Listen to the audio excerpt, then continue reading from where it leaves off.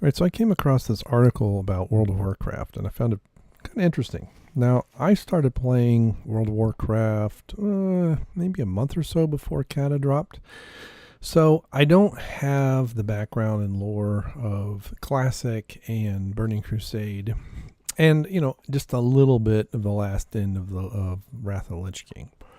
But I played through Kata. I played through. Let's see what was next. Mop, I guess. Kung Fu Panda expansion. We had Warlords of Draenbor, and then we had Legion, which was a lot of non-fun. And I stopped playing a couple times in between, and but for a couple of years, I was actually able to pay for my subscription through in-game gold. But I thought this was a pretty interesting article, although I don't really understand it. So we have World of Warcraft revisits an old character, and fans are still mad. Patch 8.1 brings us back in time to A Prince's Choice. So World of Warcraft is all about a generational warfare, which is true, full of fantasy races led by bigger-than-life heroes. That's pretty accurate. Some of these characters, like Kael'thas Sunstrider, are set up to have an excellent story and then end up becoming raid bosses. A bit of a joke in World of Warcraft community. With patch 8.1, the Battle for Azeroth, we're getting a glimpse of Kael'thas in the past, and that cameo reopens some old wounds for lore fans. Don't care about spoilers. Follow the Sunwell back in Warcraft 3. Now, I did play, I think, Warcraft 2 back in the day, and that was about it. The Death Knight, Arthas, destroys the entire city of Kael'thas and 90% of the population. Kael'thas, so that he can reach the civilization's font of power, the Sunwell, an arcane well of immense energy. Arthas needs it as a battery for bringing his lich buddy, Kael'thas, back to life. The Blood Elf Heritage Armor scenario has us revisit that part of history from the eyes of those defending Kael'thas, I guess. I don't know how to pronounce half this stuff. This data mine scenario setup, founded by Wowhead, shows us that we're not just seeing Arthas again, but we're also getting our potential last glimpse at a Warcraft legend, Kael'thas Sunstrider.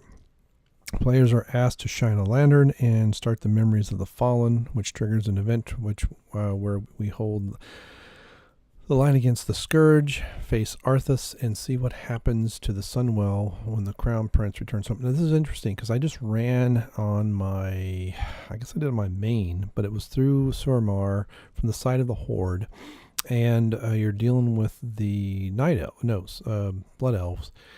And we actually go to the Sunwell, and there is a bit of an encounter there. I don't want to give too much away for those who haven't run that side quest, but Zygor didn't show me. I just kind of found us through the in Orgrimmar in the embassy, which was interesting. And someone's trying to go after it, the Sunwell. So it's worth noting that all data mine content is subject to change before it hits live servers, and there's no current release date for the scenario.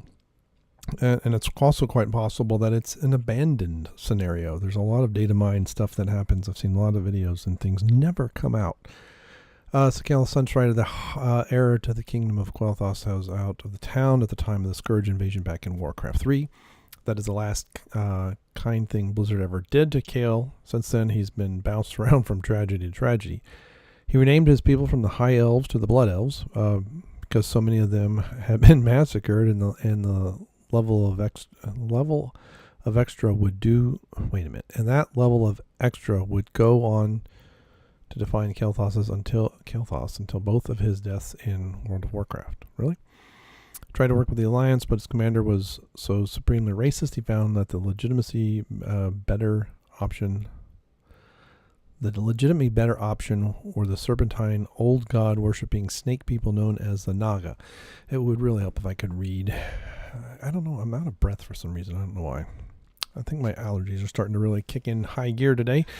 Kael'thas goes evil. As Bear character said, I didn't really play War, so let's get players speculating throughout vanilla World of Warcraft that in the run up to the expansion Burning Crusade that the Illidari might even be their own faction comprised of Broken, Draenei, Blood Elves, Demon Hunters, and Nagas. Actually, that's what happened. So that's that guy. Okay. That didn't happen with Burning Crusade, but it did happen with Legion. Instead, Burning Crusade held Kael'thas turn on his people and betray them. Once players made it out to Outland and his raid, the Tempest Keep, Kael immediately starts twirling his mustache at terminal velocity. What? He declares himself the ally of the Burning Legion, and after we kill him, he shows up in the capital city of Shattrath to taunt us. Fiery symbol, the sun fury, a rising phoenix appears in front of Adal, and then, okay, this is, I guess, your monkeys failed to finish the job, Naru, beaten but alive. The same mistake was not made when we took command of your vessel.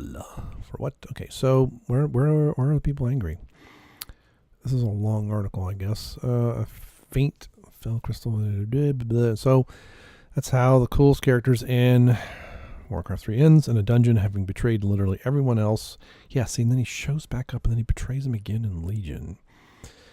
It's an end that has rankled Blizzard lore nerds for years now. Kael'thas was one of the best mages in the world. He has a unique appearance and was replaced by a council of blood elves who have largely stood aside and done nothing as the Horde goes through an endless period of upheaval and war chief switcheroo. That is quite accurate. Kael'thas is now just a footnote in WoW history and a joke at worst. In Cataclysm, the long-standing meme character and community joke Hoger, and is a dungeon boss who quotes Kael'thas' infamous setback line. Sorry to breathe into the microphone, folks. I'm going to take a pause. I don't know why I'm like running at light speed here. What's worse is that Illidan, who died in Burning Crusade, no one ever really dies. They just kind of disappear. As a raid boss working out a corrupted place of worship known as the Black Temple. Got a redemption story in Legion. Illidan literally maintained an army of slaves and had a wing of concubines. Whoa, cool. And Legion still took us through a long storyline that not only attempted to show players that no, he was a good guy after all, and holy being of light, lectured players that he had killed Illidan with hate in our hearts. Yeah, okay. Death is very rarely an impediment to Blizzard when it comes. Yeah, that's true. Unfortunately, the data mine model for Kael'thas just as old Burning Crusade one, without a set of green ones. Even Arthas Menethil, who has been corrupted since 2002, got a new model in Battle of Azeroth. As a final indignity, this is the second news story about Kael'thas since the end of Legion. The first story was that the giant patch to overhaul item levels and improve old world leveling somehow managed to make Kael'thas Sunstrider and Tempest Keep completely bald. Oh, that's interesting. It can be hard to be a lore fan or a major character in World of Warcraft. Yeah. So I don't know. It just never says why people are angry. Maybe in the comments. It's kind of annoying. And I actually, they always have, Blizzard always does an item level crunch and stuff like that with a new one, but this one feels really bad. And back in Warlords of Draenor, there is a garrison quest that went from 15,000 to 1,500, even for at-level tunes, which is really, really annoying. Mainly because they crunched a little bit, but the XP is still quite high when you're trying to level through now what's two patch levels ago, so 2 releases, so 4-year-old content. I have some alts that have been trying to run through some stuff, and it used to be you could just blaze through stuff until you got with fairly close to the more recent content, but now it's like I've got a couple alts that I just kind of neglected for years, really. It's like, I'll play them a little bit, and it is beyond tedious. I've already run all this content 4, 5, 6 times, and now I'm having to rerun content, and we don't level anywhere close to what I used to. And this is with, heirlooms and everything else. But as with the players, I like to understand a decent amount of the story, but this is all still gibberish to me. Yeah, it is to me, too. Most of this is from Warcraft 3. Kael'thas did nothing wrong except try to extinguish the Blood Elves from existence based on pure racism. Yeah, Kael'thas didn't want to see combat. He shouldn't have barged into a military camp demanding attention and special treatment. Yeah, that's okay.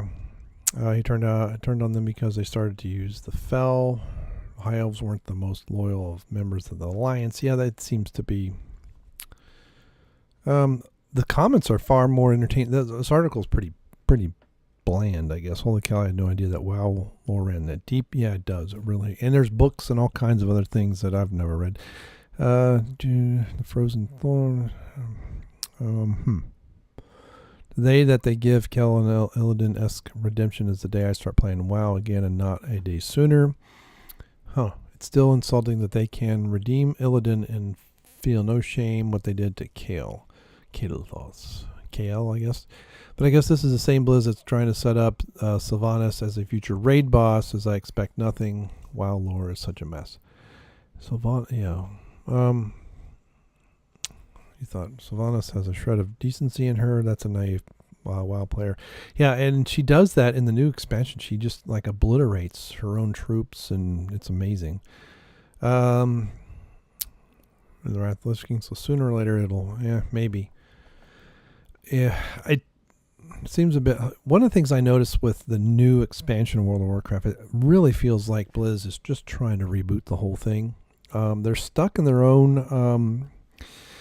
They're a victim of their own success, and really they can't really break out of it. And I know they like to do a WoW 2.0, but so now it's up 120, I think, is the max character level. I'm not even sure. I mean, I'm playing it, but I no longer try to crank levels anymore, because it's just with alts and stuff, you end up running the same stuff over and over and over again. I've got some crafting alts that every expansion I do a little bit of the lore, get them to where they need to be, and then of course there's always that next pattern. They got to be 3 levels higher, and then I have to grind through all the same crap.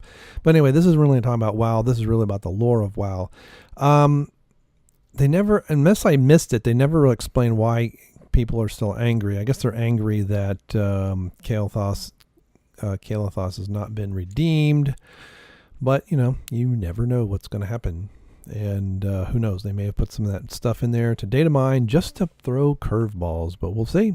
All right, thank you very much, and we'll see you on the next one. Bye.